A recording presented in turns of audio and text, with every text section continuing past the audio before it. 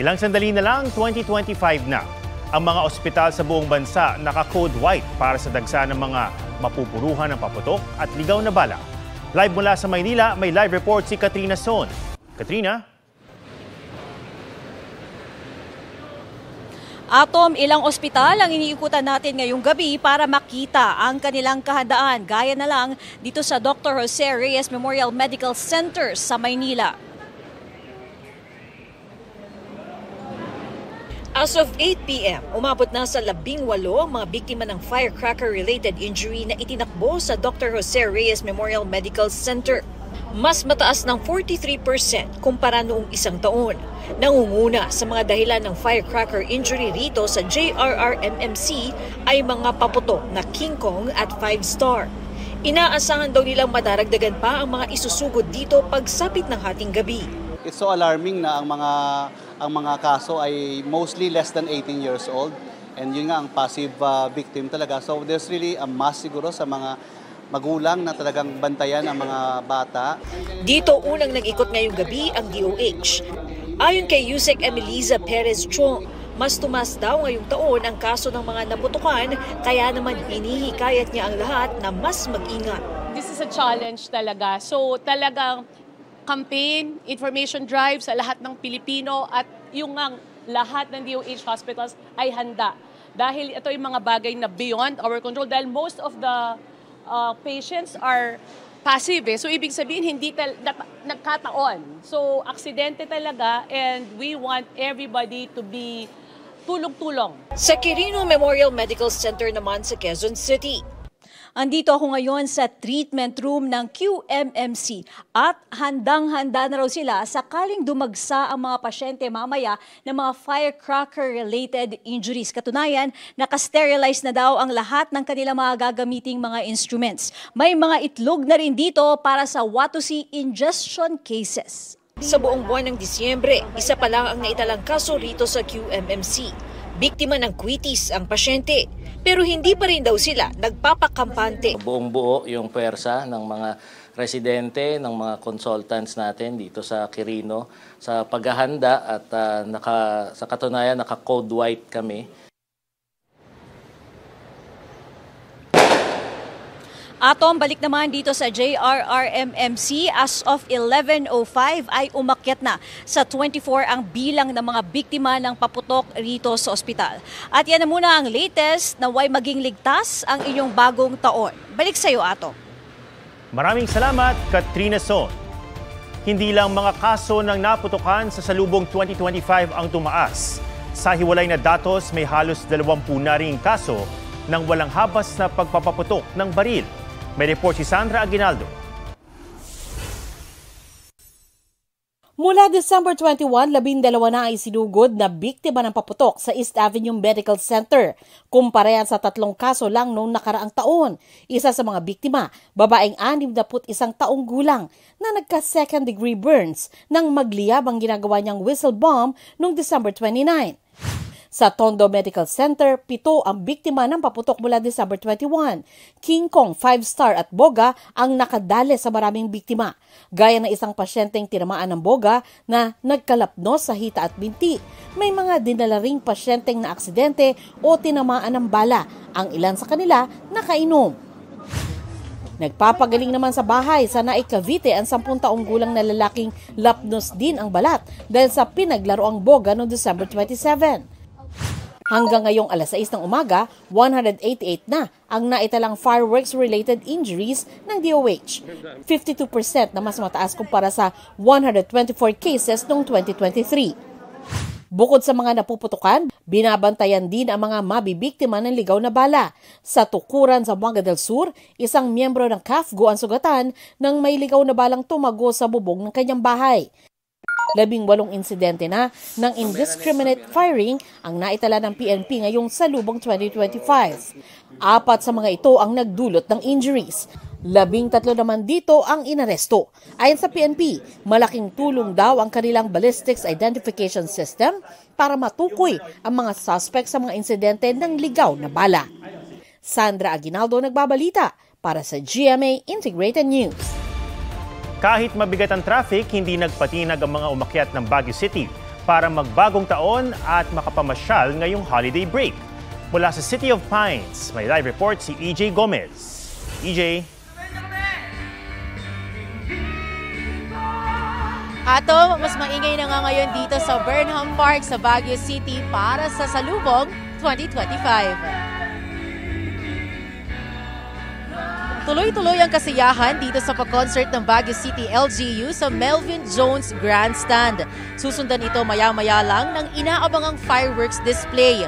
Maraming nakabakasyon dito sa Baguio City ang na-traffic, naubos ang pasensya sa kalsada at kung ano-ano pa. Pero ngayong nasa Baguio na, may mga naglatag na rito at nagbaon ng pagkain para salubungin ang 2025 at mamasyal kalaunan. Panglatag, unan, kumot at pagkain para sa puyatan ngayong pagtatapos ng taong 2024 at pagsalubong sa taong 2025 na mangyayari sa ilang minuto na lamang.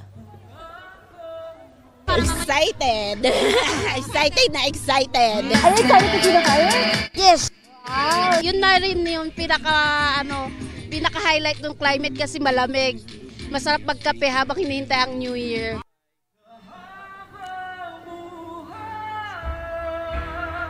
Pamorningan ng araw ang ilan sa mga turista dito sa Melvin Jones, dito nga sa Burnham Park, Baguio City para sa masayang salubong sa bagong taon. Mula po rito sa City of Pines, Happy New Year po sa inyong lahat. Balik sa iyo, Atom. Happy New Year at maraming salamat, EJ Gomez. Marami na ring beachgoers ang magbabagong taon ngayon sa Boracay. Ang kanilang aabangan doon, alamin sa live report ni John Sala ng GMA Regional TV. John? Atom, excited na nga ang mga narito ngayon sa isla ng Boracay para sa New Year countdown at syempre sa inaabangang engranding fireworks display maya-maya lang dito mismo sa beachfront ng isla. Dumoble nga ang bilang ng mga dumagsa ritong magsasalubong sa 2025.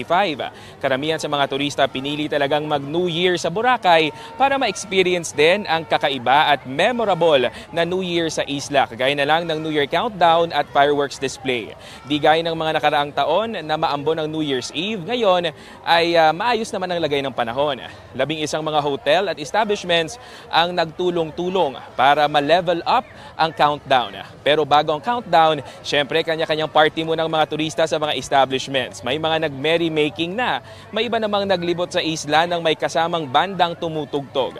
May ilan namang piniling manood ng fire dance performances at syempre may mga nag-chill sa resto bars habang nakikinig sa mga reggae music o relaxing music. Atom, halos napupuno na nga ngayon ang beachfront dito sa isla ng Boracay dahil sa inaabangang fireworks display na ayon nga sa local government unit ng Malayaklan ay puno raw ng sorpresa. Yan ang latest dito sa isla ng Boracay. Happy New Year sa inyong lahat. Balik sa inyo, Atom. Happy New Year at maraming salamat, John Sala ng GMA Regional TV. Nagsasaya ngayon sa Pasay ang mga kababayan natin para sa salubong 2025 Kapuso Style. Ang latest sa star-studded GMA Countdown sa live report ni Jamie Santos. Jamie!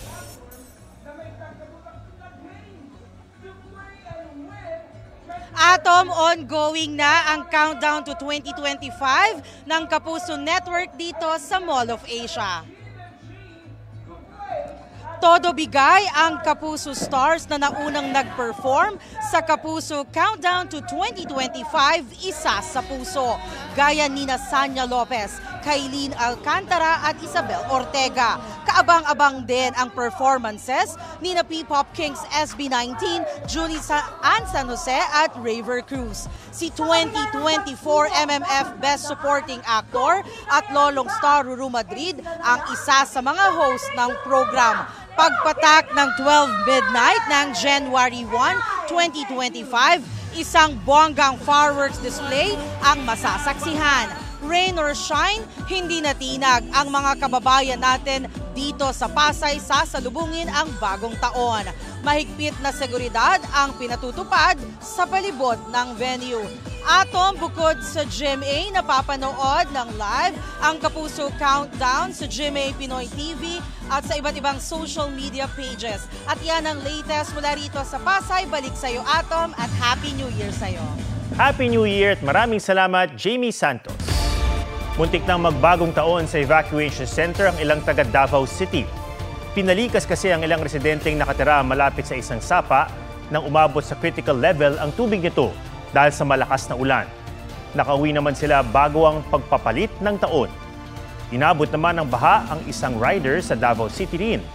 Tumirik tuloy ang kanyang motorsiklo at kinailangang itulak. Walang bagong bagyo pero apektado ng Intertropical Convergence Zone, shear line, easterlies at amihan ng iba't ibang bahagi ng bansa. Batay sa datos ng Metro Weather, may tsansang maging maulan hanggang mamayang salubong ng bagong taon. Kabilang dyan ang Metro Manila dahil sa localized thunderstorms. Inaasahan ding maging maulan ang unang araw ng 2025 bukas ayon sa Pag-asa.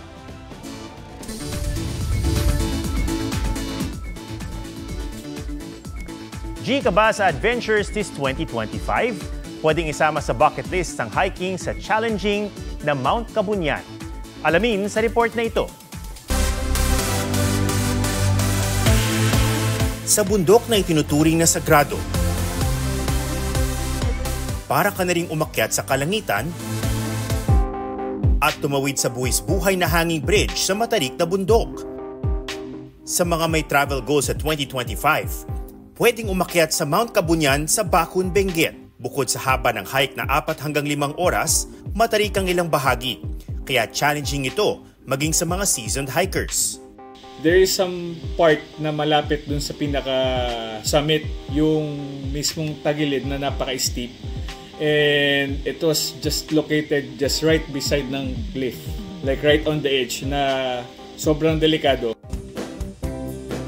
Kaya safety ang priority ng mga guide.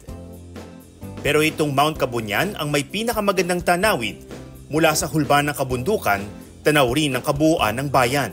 As long as meron kang eagerness na ma-reach yung top, then yeah, you should try. No matter how hard the hike is, as long as ma-enjoy mo yung moment, it's really worth it.